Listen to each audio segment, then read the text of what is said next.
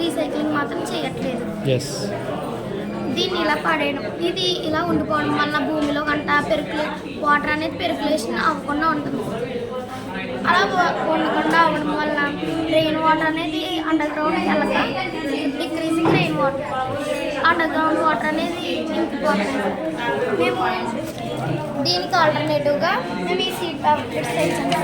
ఈ seed paper ప్లేట్స్ని first ఈ waste papers ఉంటాయి కదా, దాన్ని నానబెట్టుకుని దాంట్లో స్టికినెస్ కోసం పల్ప్ కింద తయారవడానికి సోడియం హైడ్రాక్సైడ్ యాడ్ చేస్తాం. ఆ తర్వాత ఇలా పల్ప్ కింద అయిన దాన్ని ఇలా ప్లేట్స్ కింద మార్చి దాని వెనకాల షేడ్ ప్లాంట్ సెట్ చేస్తాం.